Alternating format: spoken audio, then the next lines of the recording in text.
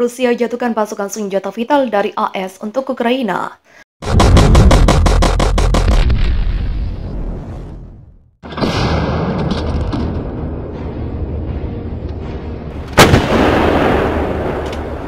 Rusia menjatuhkan pasukan senjata vital yang dikirim Amerika Serikat untuk Ukraina. Kantor berita AFP melaporkan senjata tersebut adalah bom jarak jauh dengan peluncur roket atau GLSDB yang dipandang penting bagi Ukraina melancarkan serangan balasan. GLSDB adalah bom berdiameter kecil yang diluncurkan dari darat, diproduksi oleh Boeing dan Saab Group.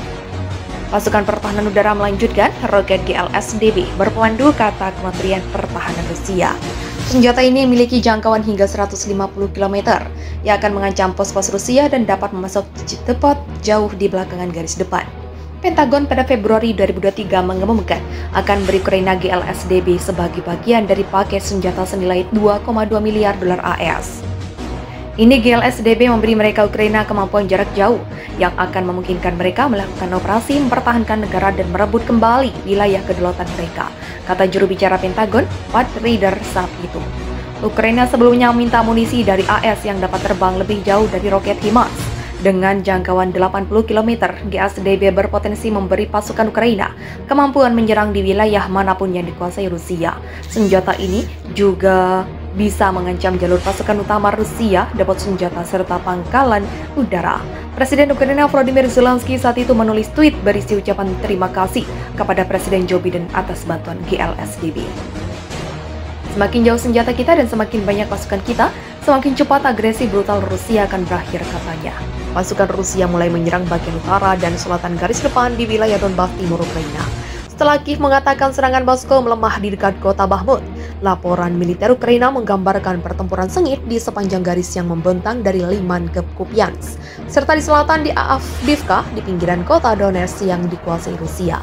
Dilansir dari Reuters pada Sabtu 25 Maret, kedua wilayah telah menjadi target utama Rusia dan kampanye musim dingin untuk merebut sepenuhnya wilayah industri Donbas di Ukraina. Serangan tersebut sejauh ini hanya menghasilkan sedikit keuntungan meskipun ribuan tentara dari kedua belah pihak tewas dalam pertempuran paling berdarah dalam perang tersebut. Pada posisi artileri Ukraina di hutan pinus yang rimbun di belakang bentangan utara garis depan, pasukan menembakkan peluru 155 mm dari howitzer TRF-1 Prancis ke arah jalan raya yang digunakan untuk memasuk Kremlina yang dikuasai Rusia. Untungnya kami memegang posisi yang sama karena kami menghadapi musuh yang sangat kuat dengan persenjataan yang sangat bagus. Mereka pasukan profesional yang termasuk pasukan lintas udara, kata seorang tentara. Ketika perintah datang dengan koordinat, para kru melompat ke posisi melepaskan kamuflase, membidik, mengisi, dan menembak. Setelah 3 kali tembakan, mereka menurunkan laras senapan, menutupnya kembali dan kembali ke bunker untuk menunggu perintah selanjutnya.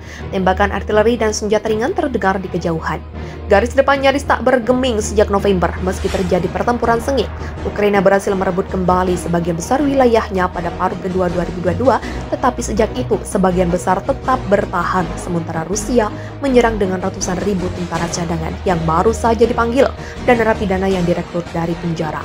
Adapun Presiden Amerika Serikat Joe Biden dan Perdana Menteri Kanada Justin Trudeau menegaskan kembali dukungan teguh mereka untuk rakyat Ukraina saat mereka mempertahankan diri dari invasi brutal Putin. Komandan Angkatan Darat Ukraina mengatakan serangan Rusia terhadap Bakhmut, sebuah kota kecil yang telah menjadi fokus pertempuran terbesar dalam perang ini, tampaknya mulai kehilangan kekuatan dan Kiev dapat melakukan serangan secepatnya. Untuk saat ini, pasukan Ukraina masih fokus untuk mencegah gerak maju Rusia di sepanjang lebih dari 300 km dari front Donbas dari Kupiansk di utara ke Vuhledar di selatan. Penembakan di Avdiivka tidak berhenti mulai dari artileri roket, mortir, kata Komando Militer Tavria Ukraina Oleksiy Dmitraskisky. Juru bicara Komando Timur Serhiy Kyarevati mengatakan fokus utama Rusia adalah pada bentangan dari Kupiansk ke Liman.